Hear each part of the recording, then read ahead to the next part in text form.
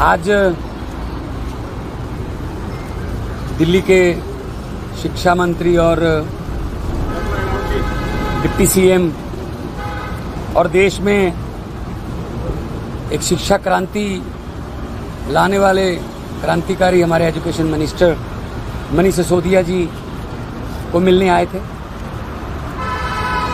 तो लगभग 1.5 साल वो तानाशाही का शिकार हुए और जेल में रह के आए हैं। जब उनके खिलाफ कुछ मिला नहीं तो हमें राहत मिली और न्यायालय से न्याय मिला, आखिर सच्चाई की जीत हुई। तो उनको मिलने आया था और उनकी तंदुरुस्ती की अरदास करते हैं कि वो फिर आके दोबारा दिल्ली के लोगों की, खास तौर पे एजुकेशन में बच्चों का पढ़ाई और एजुकेशन में दिल्ली के बच्चों का और फ्यूचर ब्राइट बनाने के लिए काम पे फिर लग जाएंगे। क्योंकि हम लोग कुछ ज़्यादा जश्न मनाने वाले लोग नहीं हैं, क्योंकि सिस्टम को ठीक करना है। जिस दिन सारा सिस्टम देश का ठीक हो गया उस दिन जश्न मना लेंगे। आज अरविंद केजरीवाल जी का जन्मदिन भी है, तो सुनीता केजरीवाल जी को भी मिला और हमें उम्मीद है कि जैसे संजय सिंह जी और मनीष सिसोदिया जी इनकी तानाशाही की, अहंकार की दीवारों को तोड़कर न्यायालय में जाकर सच्चाई की जीत हासिल करके बाहर आए हैं। आने वाले कुछ दिनों में ही आपके इन्हीं कैमरों के जरिए हम अरविंद केजरीवाल जी को भी बाहर आते हुए देखेंगे। क्योंकि इनके पास कुछ नहीं है, इनके पास सिर्फ झूठे पर्चे हैं। एक पर्चे से निकलता दूसरे में डाल देते हैं, सिर्फ ये कि दिल्ली का मुख्यमंत्री जेल में रहे। तो और उसके बाद जेल में नेताओं को, जेल में सत्येंद्र जैन जी को, संजय सिंह जी को, मनीष जी को, अरविंद जी को जेल में करके उसके बाद इन्होंने कोशिश की, बीजेपी ने, जो इनकी आदत है कि पार्टी को तोड़ दें कहीं ना किसी तरीके से, लालच दे लें किसी को, या किसी को वैसे ही डरा लें कि अब कुछ नहीं होगा जी, पार्टी बिखर गई, ये वो। तो मुझे ये बताते हुए खुशी हो रही है, उस संकट के समय में हमारी पार्टी बिल्कुल नहीं टूटी और कोई दरार नहीं है पार्टी में, कोई किसी किस्म का ग्रुपिज्म नहीं है, कुछ नहीं है। इन्होंने अफवाहें बहुत फैलाई, परसेप्शन बनाने की कोशिश की, झूठा प्रचार किया कि शायद अरविंद केजरीवाल मनीष सिसोदिया का नाम ले देंगे, शायद मनीष सिसोदिया अरविंद केजरीवाल का नाम ले देंगे। इससे मतलब झूठा प्रचार करते रहे। लेकिन हम किसी और मिट्टी के बने हुए हैं, हम नॉन पीढ़ी बैकग्राउंड से आए हुए लोग हैं। हमारे वो टांगे खींचने वाला कल्चर, या एक दूसरे को नीचे दिखाने वाला कल्चर नहीं है। हम वो पत्ते नहीं जो शाख से टूटकर गिर जाएंगे। आंधियों को कह दो अपनी औकात में रहें। तो पार्टी और मजबूत होगी। मनीष सिसोदिया जी के आने के बाद पार्टी और मजबूत होगी और खुद भी वो बहुत मेंटली तौर पे स्ट्रांग होके निकले हैं। और ऐसे ही अरविंद केजरीवाल जी मेंटली तौर पे और स्ट्रांग होके निकलेंगे। और ये पार्टी जो है आने वाले फ्यूचर में देश का जो भविष्य है, देश का जो फ्यूचर है, वो आम आदमी पार्टी है। पंजाब और हरियाणा में हम जिस ईमानदारी से और जिस शिद्दत से काम कर रहे हैं और लोग उन कामों को रजिस्टर भी कर रहे हैं, शाबाशी दे रहे हैं, तो चाहे वो एजुकेशन के फील्ड में हो, बिजली के फील्ड में हो, हेल्थ के फील्ड में हो, इंफ्रास्ट्रक्चर के फील्ड में हो, तो हम काम ऐसे करते रहेंगे।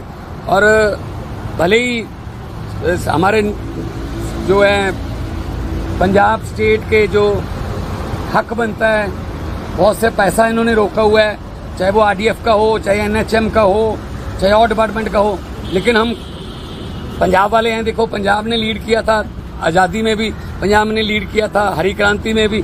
तो पंजाब अपने पाँव पे खुद खड़ा होना जानता है और पंजाबी पूरी दुनिया में कामयाब हैं, सफल हैं। तो ये हमारे पैसे रोक के शायद ये जताना चाहते हैं कि पंजाब सरकार झुक जाएगी। हम कोई भीख थोड़ी मांग रहे हैं, हम अपना हक मांग रहे हैं और हक जो है वो पंजाबियों को लेना आता है।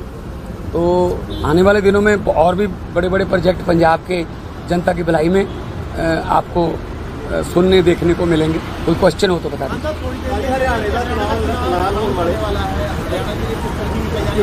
बिल्कुल, देखो हम नेशनल पार्टी हैं, हम हर एक चुनाव लड़ेंगे, चाहे वो गांव पंचायत का हो, चाहे ब्लॉक समिति का हो, जिला परिषद का हो, नगर निगम का हो, कॉरपोरेशन का हो, एमसीडी हो, तो हर चुनाव लड़ेंगे। और आज इलेक्शन कमीशन की प्रेस कॉन्फ्रेंस है, कोई भी तारीख डिक्लेयर होती है तो हम लड़ेंगे। और शायद पंजाब के 4 बाई इलेक्शन भी हैं, तो शायद उनकी भी तारीख साथ में आ जाए। तो हम हर अपना एक एक कार्यकर्ता हमारा जोश में है और पार्टी के पंजाब के 2.5 साल और यहाँ के 8.5 साल के काम, हम स्कूलों की, अस्पतालों की बातें करते हैं, हम धर्म की या समाज को बांटने वाली नफरत की राजनीति नहीं करते। डॉक्टर हड़ताल ने पंजाब की पूरे देश ट्वीट करके कहा है कि इंडिया उनके साथ, उनकी लड़ाई में आप क्या करेंगे? नहीं, बिल्कुल इकट्ठे हैं जी। और अहंकार जो था वो 2024 के इलेक्शन में टूटा है। अब वो वाली बात नहीं रही जिस तरीके से पहले काम करते थे कि हम तो शायद खुदा हो गए, हम तो भगवान बन गए, जो मुंह से बोलते हैं वो कानून होता है। वो वाली बात नहीं है, लोकतंत्र ने सिखा दिया। तो जितना लोकतंत्र में सीखते रहेंगे अच्छे रहेंगे। वरना आपको पता ही है, देखा है आपने सबने कि ब्रेकफास्ट ढाका के प्राइम मिनिस्टर हाउस में था, लंच भी रखा हुआ था, 100 बंदे ने मिलना था, लेकिन वो लंच वहां के प्रधानमंत्री को नसीब नहीं हुआ। जनता लंच करके गई है उनके घर पे। पब्लिक है जी, तो पब्लिक है, जब चाहे पब्लिक आदमी अर्श पर, जब पब्लिक चाहे आदमी फर्श पर। नहीं, देखो बहुत मंदभागी घटना है और इस जमाने च इस तरह की घटना होनी नहीं चाहिए। सीबीआई ਨੂੰ केस दे दिता गया ਤੇ जो डॉक्टर ਜਿਹੜੇ ने उन्होंने अपनी ਜਿਹੜਾ एकता भी दिखाई है और ਨਾਲ उन्होंने कहा कि एमरजेंसी सर्विस ਚੱਲਦੀਆਂ ਰਹਿਣਗੀਆਂ। डॉक्टर ਦਾ ਜਿਹੜਾ ਸਾਡੇ समाज ਦੇ ਵਿੱਚ डॉक्टर ਦਾ रुतबा ਰੱਬ ਤੋਂ ਬਾਅਦ ਦੂਜਾ ਹੈ ਨਾਮ ਹੈ डॉक्टर ਦਾ। ਸੋ ਇਸ ਤਰ੍ਹਾਂ ਦੀਆਂ ਘਟਨਾਵਾਂ ਦੀ ਨਿੰਦਾ ਹੋਣੀ ਚਾਹੀਦੀ ਹੈ और ਫਿਊਚਰ 'ਚ ਇਹ ਨਾ ਹੋਣ। ਇਹਦੇ ਲਈ स्पेशल कोई ना कोई कानून या कोई प्रोटेक्शन का जो बनना चाहिए। सर, कल 24 घंटे के लिए डॉक्टर्स ने इमरजेंसी सेवाएं भी बंद करने के लिए कहा है। 24 घंटे तक वो लोग हड़ताल करेंगे। देखिए डॉक्टर को भगवान का दर्जा दिया जाता है, दूसरा नाम भगवान के बाद डॉक्टर का है। मुझे नहीं लगता कोई ऐसा कदम उठाएंगे वो, क्योंकि केस बहुत ही निंदनीय है। मतलब इस जमाने में ऐसा होना, तो सीबीआई को केस दे दिया गया है और मुझे लगता है कि सीबीआई जल्दी इसका निपटारा करके दोषी जल्दी जेल में होने चाहिए और फ्यूचर में ऐसी घटना ना हो। इसके लिए चाहे मिल बैठ के काम करना हो, चाहे सेंटर में कोई फेडरल गवर्नमेंट अगर कोई कानून बनाती है तो उसका हम स्वागत करें।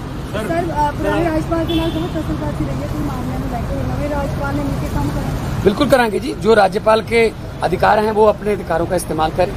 जो एक लोकतंत्र में एक चुने हुए मुख्यमंत्री के, चुनी हुई सरकार के अधिकार हैं, हम अपने अधिकार, और क्लैश नहीं ऐसा होगा कि कोई किसी काम को रोकना है, मिलके काम करेंगे। देखो राज्यपाल जो है वो सेंटर और स्टेट की गवर्नमेंट के बीच में ब्रिज का काम करता है, पुल का काम करता है। मुझे उम्मीद है कि हमारे पंजाब के जो राज्यपाल अभी नए गुलाब चंद कटारिया जो आए, वो 8 बार के विधायक भी रहे, 1 बार MP भी रहे, मंत्री रहे और असम के राज्यपाल भी रहे, बड़ा तजर्बा है उनके पास। तो हमारा पैसा जो रुका हुआ है वहाँ पे या कुछ बिल रुके हुए हैं, तो मुझे उम्मीद है कि वो, क्योंकि एक बहुत सुलझे हुए और एक्सपीरियंस्ड राज्यपाल हैं, तो हमारा वो मसला भी हल करवा के देंगे। और मैं आज भी मिल के आया हूँ और कल भी 15 अगस्त में हम साथ थे, इकट्ठे थे राजभवन में, तो हम इकट्ठे मिल के काम करेंगे और पंजाब की तरक्की के लिए काम।